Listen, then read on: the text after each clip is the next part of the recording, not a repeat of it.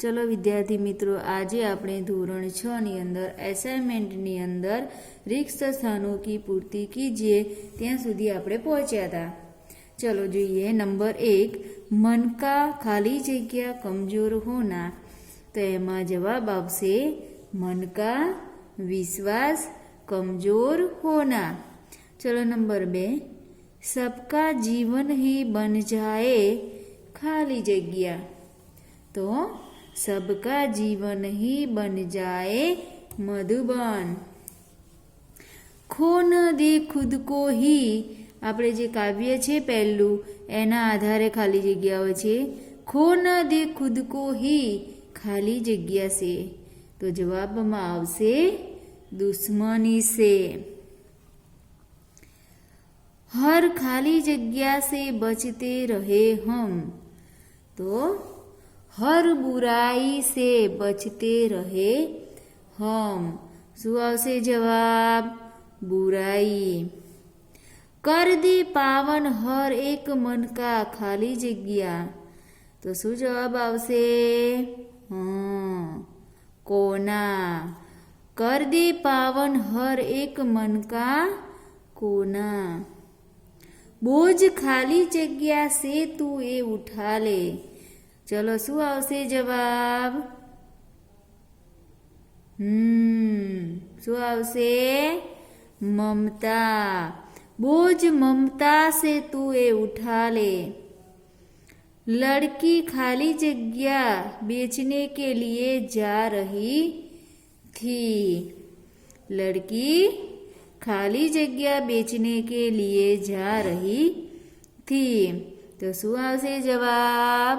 तो लड़की अमरूद बेचने जा रही थी। चलो एना पछी, बचपन से ही उसे खुद पर खाली जगह विश्वास था। अहींया पाठ 2 अनूठा इंसानનું છે, बराबर? नेपोलियन वाला पाठનું છે कि बचपन से ही उसे खुद पर दृढ़ विश्वास था। बचपन से उसे खुद पर दृढ़ विश्वास था। गांधी जी ने उपस्थित बहनों से खाली जगह की भीख मांगी। तो आ छे एज पाठનું છે, बराबर? गांधी जी ने उपस्थित बहनों से जेवरों की भीख मांगी। चलो, खाली जगह से बढ़कर कुछ नहीं। पाठ 2 ની છેલ્લી લાઈનમાં લાલ કલરથી લખેલી પંક્તિ છે, देश प्रेम से बढ़कर कुछ नहीं। શું જવાબ આવશે? देश प्रेम से बढ़कर कुछ नहीं। नेपोलियन जब छोटा था तभी से वह खाली जगह था। नेपोलियन बचपन से ही सत्यवादी था। શું જવાબ આવશે? सत्यवादी। नेपोलियन के टकराने से उसकी खाली जगह नीचे गिर पड़ी।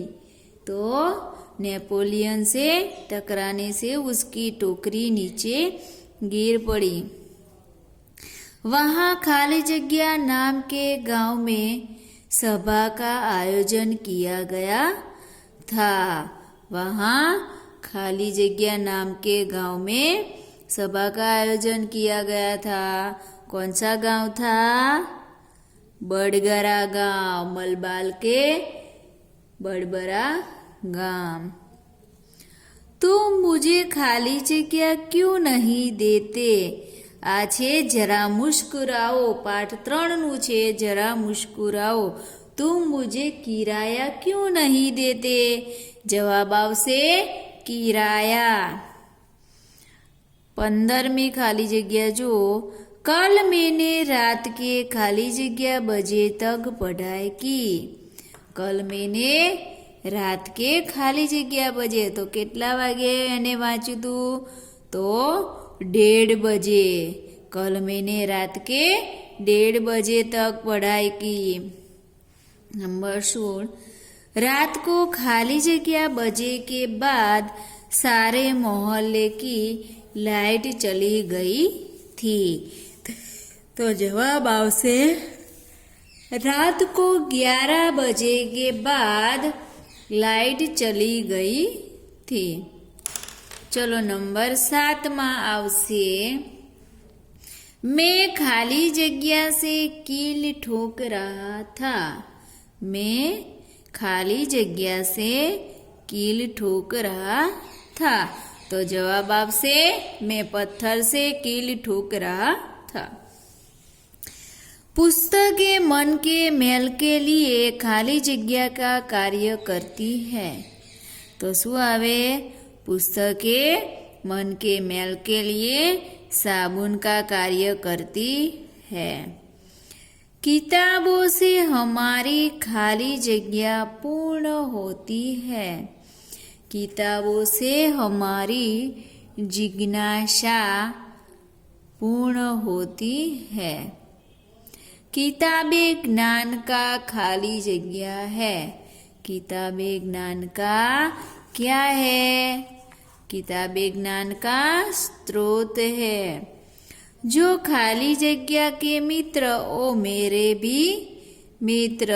शू जवाब आवशे?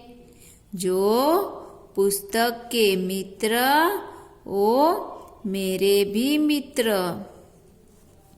नंबर 22 हमें किताबें पढ़कर खाली जगह को सजाना और संवारना है। जवाब आवशे हमें किताबें पढ़कर हमारे जीवन को। जवाब में शू आवशे? हमारे जीवन को सजाना एवं संवारना है। चलो एना पछी जो निम्नलिखित वाक्य कौन किससे कहता है वह बताइए। तो जो अब माँ को मैं क्या जवाब दूंगी? कया पाठनु छे? तो जो पाठ 2 छे अनूठा इंसान एनु छे कि अब माँ को मैं क्या जवाब दूंगी। आवा वाक्य कोण बोले छे? कोने कहे छे लखवानो छे आपणे।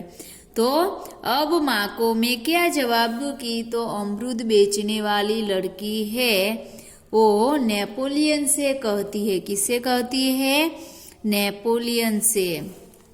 चलो भैया हम यहाँ से भाग चले। नंबर 2 चलो भैया हम यहाँ से भाग चले। आ पण पाठ 2 नु छे। एमा कोण बोले छे? तो नेपोलियन की बहन इलाइजा अपने भाई नेपोलियन से कहती है हमारे कारण ही तो इसकी हानि हुई है। तो ये वाक्य कौन बोलता है? तो नेपोलियन इलाइजा से कहता है बहन मेरे पास ये 3 ही सिक्के हैं। ये वाक्य कौन बोलता है? तो नेपोलियन है वो अमरूद बेचने वाली लड़की से कहता है मेरी माँ मुझे बहुत मारेगी। मेरी माँ मुझे बहुत मारेगी। ये वाक्य कौन कहता है? तो अमरूद बेचने वाली लड़की है वो नेपोलियन से कहती है। इन 3 सिक्कों से क्या होगा? इन 3 सिक्कों से क्या होगा? तो ये वाक्य कौन बोलता है? तो अमरूद वाली એટલે अमरूद बेचने वाली लड़की है वो नेपोलियन से कहती है हम तुम्हारे अपनी माँ से और पैसे दिलवा देंगे। हम तुम्हें अपनी माँ से पैसे दिलवा देंगे। तो ये वाक्य कौन कहता है? तो ये नेपोलियन अमरूद बेचने वाली लड़की से कहता है मैं तुम्हारी सच्चाई से खुश हूँ। मैं तुम्हारी सच्चाई से खुश हूँ। नेपोलियन की माँ नेपोलियन से कहती है मैं पत्थर से कील ठोक रहा था। ये पाठ 3 जरा मुस्कुराओनु छे बराबर। એટલે જો मैं पत्थर से कील ठोक रहा था तो सोनू डॉक्टर से कहता है। सोनू किससे कहता है? तो डॉक्टर से। तुम मुझे किराया क्यों नहीं देते? तो मालिक किराएदार से कहता है। किससे कहता है? मालिक किराएदार से। कल मैंने रात के 1:30 बजे तक पढ़ाई की। यह वाक्य कौन बोलता है? तो यह वाक्य मुन्ना बोलता है। और किससे कहता है? तो अपने पिताजी से कहता है, तुमने अपने माता पिता से आज्ञा ले ली है ना? यह वाक्य कौन कहता है? गांधी जी कौमुदी से कहते हैं। किसे कहते हैं? गांधी जी कौमुदी से। चलो एना પછી જોઈએ प्रश्न, हमें कैसे रास्ते पर चलना चाहिए, क्यों? तो આપણે પ્રશ્ન જોયા હતા, બરાબર? પાઠ પણ આપણે કાવ્ય પણ ભણી ગયા છીએ, એટલે તમને ખ્યાલ પણ હોવો જોઈએ કે हमें नेक रास्ते पर चलना चाहिए। नेक रास्ते पर चलने से हमारा भला होता है और हमें सुख मिलता है। चलो नंबर 2, हम ईश्वर से कैसी जिंदगी की कामना करते हैं? तो जवाब आवशे, हम ईश्वर से अज्ञात रहित जिंदगी की कामना करते हैं। हम अपना जीवन सुंदर बनाए, हम कभी पाप न करे, हम कभी पाप न करे, हमें दूसरों को सुख देना चाहिए, हमारे दिल में ममता बढ़े। आने वाला कल कैसा होगा? चलो जवाब छे, आने वाला कल बहुत अच्छा होगा। आने वाला कल सुख शांति का होगा। हमारा मन पावन कैसे बनेगा? हमारा मन दूसरों की ओर करुणा बहाने से पावन बनेगा, अथवा हमारा मन दया प्रेम ममता से पावन बनेगा। हमें किसके बारे में सोचना चाहिए? हमें आने वाले कल के बारे में सोचना चाहिए। हमें किसके बारे में सोचना चाहिए? तो हमें आने वाले कल के बारे में सोचना चाहिए। हमारे मन में कैसी भावना नहीं होनी चाहिए? तो हमारे मन में किसी के प्रति बैर न हो, किसी से बदला लेने की भावना हमारे मन में नहीं होनी चाहिए। किसकी रचना का अंत नहीं होना चाहिए? तो जवाब है, ईश्वर की बनाई हुई रचना का अंत नहीं होना चाहिए।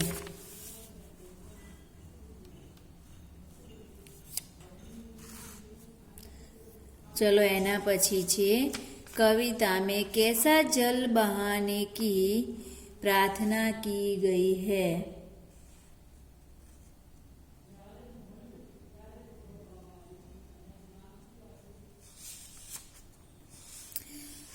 तो जवाब छे, कविता में करुणा का जल बहाने की प्रार्थना की गई है।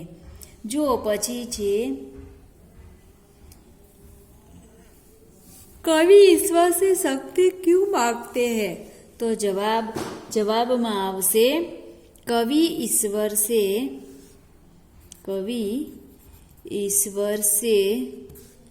शक्ति मांगते हैं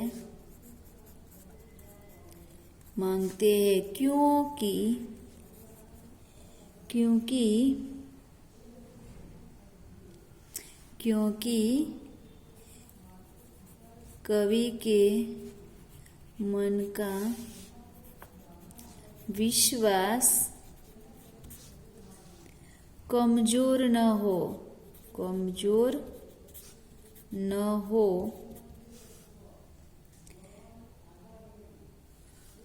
और हम नेक रास्ते पर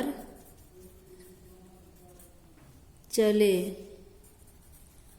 हमसे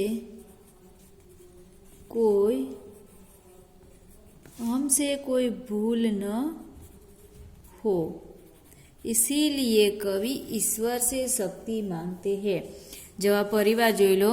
कवि ईश्वर से शक्ति क्यों मांगते हैं? तो कवि ईश्वर से शक्ति इसीलिए मांगते हैं क्योंकि उसका मन का जो विश्वास है कभी कमजोर न हो और हम नेक रास्ते पर चले और हम नेक रास्ते यानी कि हम अच्छे मार्ग पर चले, हमसे कभी कोई भूल न हो, इसीलिए कवि ईश्वर से शक्ति मांगते हैं। धरती पर किसका बोझ है? धरती पर पाप का बोझ बढ़ता ही जा रहा है। नेपोलियन की बहन का नाम क्या है? तो नेपोलियन की बहन का नाम इलाइजा था। गांधी जी को सोने की चूड़ी देने वाली लड़की का नाम क्या था? तो તમારે અહીંયા પૂરો જવાબ લખવાનો છે કે ગાંધી जी को सोने की चूड़ी देने वाली लड़की का नाम कौमुदी था। हस्ताक्षर करने के बाद गांधी जी ने क्या लिखा? तो हस्ताक्षर करने के बाद गांधी जी ने लिखा, तुम्हारे इन आभूषणों की अपेक्षा ही तुम्हारा त्याग ही सच्चा आभूषण है। गांधी जी ने कौमुदी से क्या कहा? तो जवाब आवशे, गांधी जी ने कौमुदी से कहा, तुम्हें यह तो मालूम है कि गहने दे देने के बाद तुम नए गहने नहीं बनवा सकोगी। नेपोलियन किससे टकराया? तो नेपोलियन नेपोलियन अमृत बेचने वाली लड़की से टकराया। नेपोलियन कैसा लड़का था? कैसा इंसान था? तो नेपोलियन अनूठा सत्यवादी इंसान था। बड़गरा गांव किस राज्य में है? तो बड़गरा गांव मलबार केरल राज्य में है। कौमुदी ने गांधी जी को भेंट में क्या दिया? तो कौमुदी ने गांधी जी को भेंट में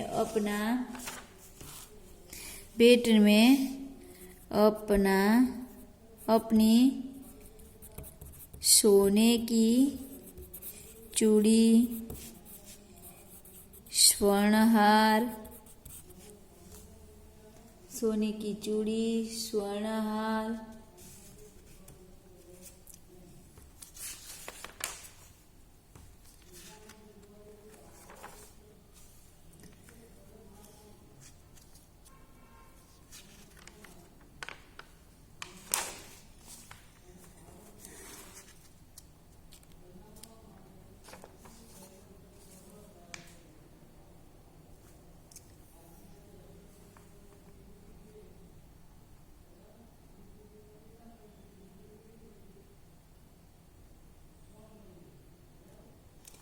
चलो लोगों एમાં कौमुदी ने गांधी जी को भेंट में अपनी सोने की चूड़ी, स्वर्णहार,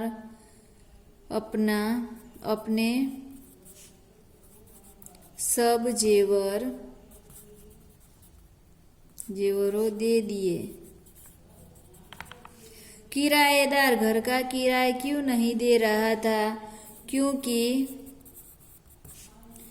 क्योंकि मालिक ने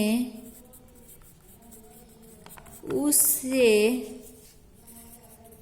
कहा था कि इससे अपना ही घर समझना, इसीलिए वो किराया नहीं दे रहा है। रात के 1:30 बजे तक पढ़ने की मुन्ना की बात झूठ क्यों थी? क्योंकि सारे मोहल्ले में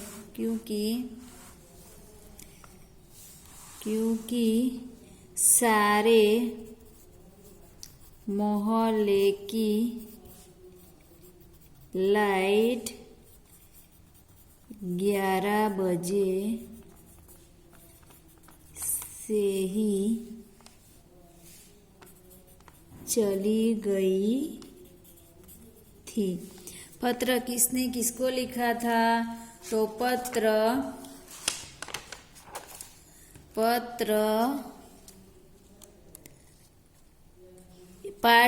કયા પાઠનું છે તમને ખબર છે? છેલ્લો પાઠ પુસ્તક હમારી મિત્ર પત્ર पूजन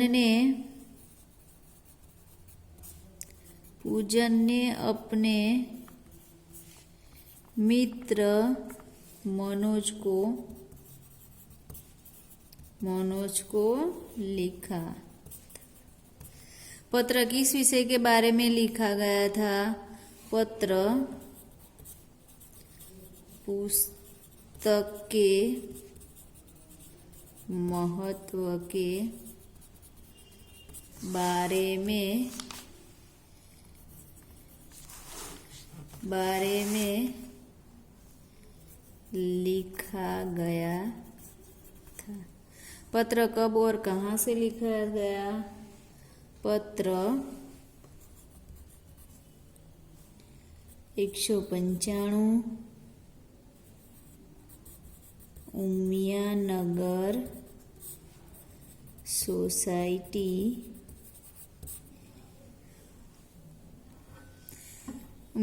सोसाइटी से दिनांक 4/8/2011 को लिखा गया था।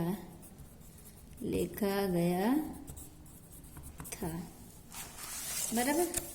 एना पछी जो पूजन कई दिनों से क्या विचार कर रहा था? पूजन कई दिनों से विचार कर रहा था कि अपने मित्र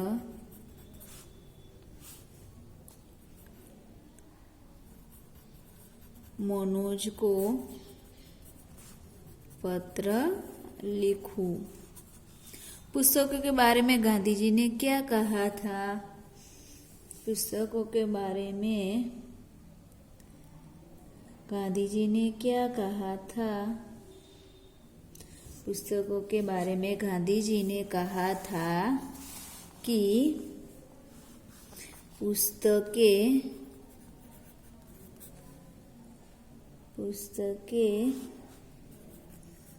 मन के लिए साबुन का कार्य करती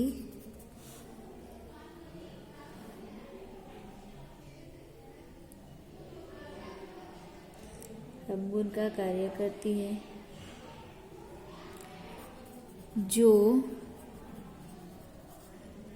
जो अज्ञान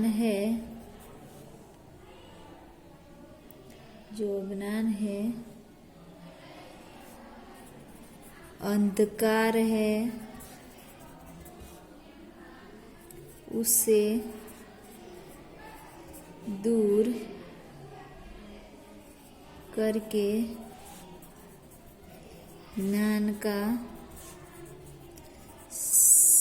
संचार करती है। चलो આપણે અહીંયા સુધી રાખીશું બરાબર। હવે નેક્સ્ટ વિડિયોમાં આપણે સમાનાર્થી શબ્દ જોઈશું બરાબર। ચલો